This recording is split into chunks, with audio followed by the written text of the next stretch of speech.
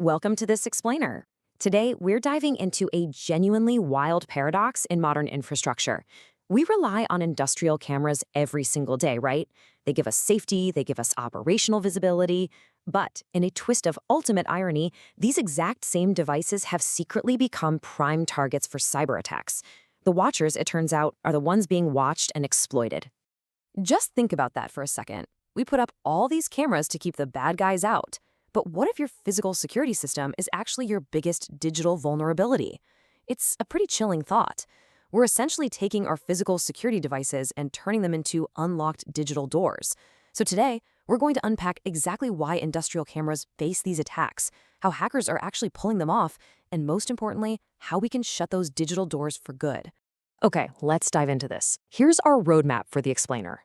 First, the digital surveillance shift. 2, a hacker's perfect entry point. 3, real-world camera cyber attacks. 4, anatomy of a camera hack. And finally, 5, securing industrial watchers.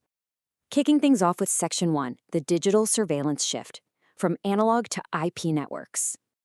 The contrast between the old and the new is frankly night and day. Old analog CCTV systems were these isolated, closed loops. They had limited remote access, meaning if you wanted to hack one, you basically had to physically tap the wire. But modern digital and 5G-enabled CCTV systems, they're fully IP networked. They're constantly talking to cloud platforms and integrated with network video recorders, which are basically the digital brain storing all that footage. This leap into Industry 4.0 connectivity is amazing for efficiency for sure, but it has introduced massive new attack surfaces that literally just didn't exist before. Now, you might be wondering, why connect them to a network in the first place? Well, we now have cameras monitoring incredibly hazardous environments where human access is extremely limited.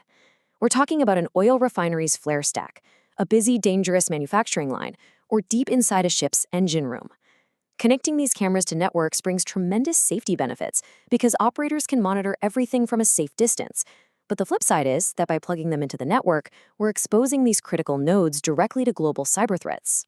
Which leads us perfectly into Section 2, a hacker's perfect entry point, and really getting into why attackers target cameras. Here's the big takeaway, and it really answers why these industrial cameras face such relentless attacks. Attackers usually don't just want the video feeds. I mean, sure, spying is a factor, but they are highly interested in the camera itself as a stepping stone. As cameras integrate deeper into Industry 4.0 and the industrial Internet of Things, they become a bridge. Threat actors targeting operational technology, or OT, view these cameras as the absolute perfect initial foothold to infiltrate critical infrastructure. They exploit these well-known IoT vulnerabilities to get inside, which can then cascade into massive safety and operational impacts. So essentially, the camera is a digital Trojan horse. Because so many of these devices are shipped with weak default settings or they just get installed and left unpatched forever, compromising them is incredibly easy. It's kind of the digital equivalent of buying a state-of-the-art vault, but then just leaving the key right in the lock. Once hackers are inside the camera, they are inside your network. It acts as a backdoor into what might otherwise be a highly secure facility. So what does this actually look like in practice?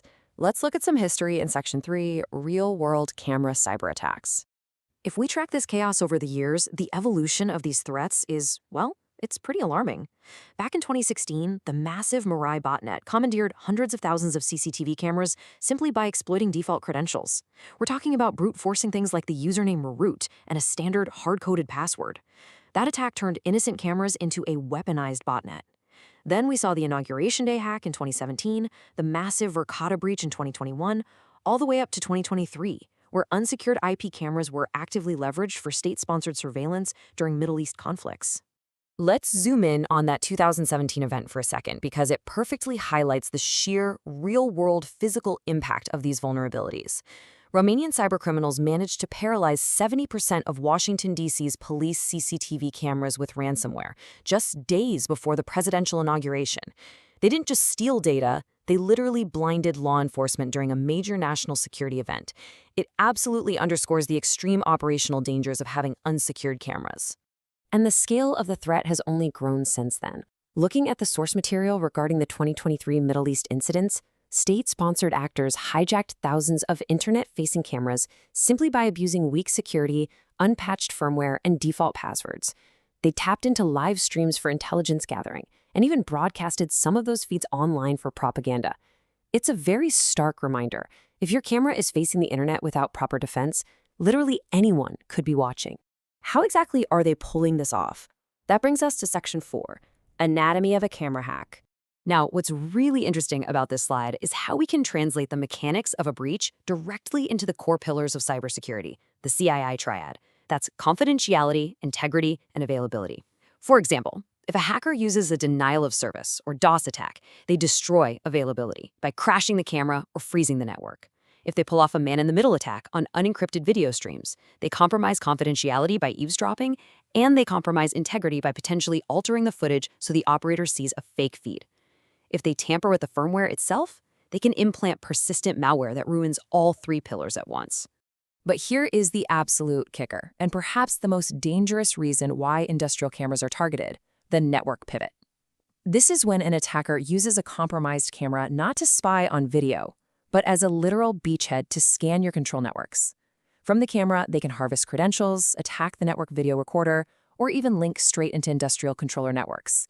It's like a giant puzzle, and a simple camera vulnerability can easily cascade into a complete, total factory shutdown. All right, let's talk solutions. Section 5, securing industrial watchers. So, how do we actually fight back? The most effective way to mitigate these threats is by embedding cybersecurity into the camera from day one. We call this a secure development lifecycle. It starts right at the beginning with threat modeling during the design phase. Then implementing secure boot mechanisms and code signing. This ensures the camera actively rejects any malicious firmware updates. Next up is dynamic testing and fuzzing, which is essentially throwing tons of random invalid data at the camera to make sure it doesn't just crash under pressure. And finally, rigorous, structured penetration testing before the product is ever released to the public. But defense doesn't stop at the factory door, right? Out in the field, securing these cameras requires layered defense mechanisms.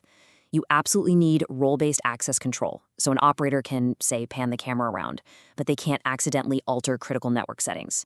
You need network hardening and segmentation, using firewalls to isolate those cameras from your main corporate network. And crucially, data encryption. All communications and stored footage must use industry-standard encryption protocols like TLS 1.2 or higher. You've got to keep those prying eyes away. Now, keeping all of this straight can be incredibly complex, but thankfully we have international regulatory standards to guide us. Frameworks like IEC 62443 dictate strict end-to-end security requirements for industrial automation and define specific security levels. There are also important certifications like UL 2900 and regional standards like STQ in India. Strict compliance with these standards ensures that vendors are actually held accountable and that cameras can operate safely even in the most highly sensitive, threat-rich environments out there. Which brings us to our final thought for this explainer. We've seen exactly how cameras have evolved, why they're prized targets for hackers trying to pull off a network pivot, and the rigorous standards required to actually secure them. So the question I want to leave you with today is this. As our cameras get smarter and our networks become more and more intertwined, are we doing enough to ensure the devices watching our perimeters are actually keeping us safe, rather than just inviting the attackers right in? It might just be time to evaluate your own security posture. Thank you so much for joining me on this explainer, and keep learning.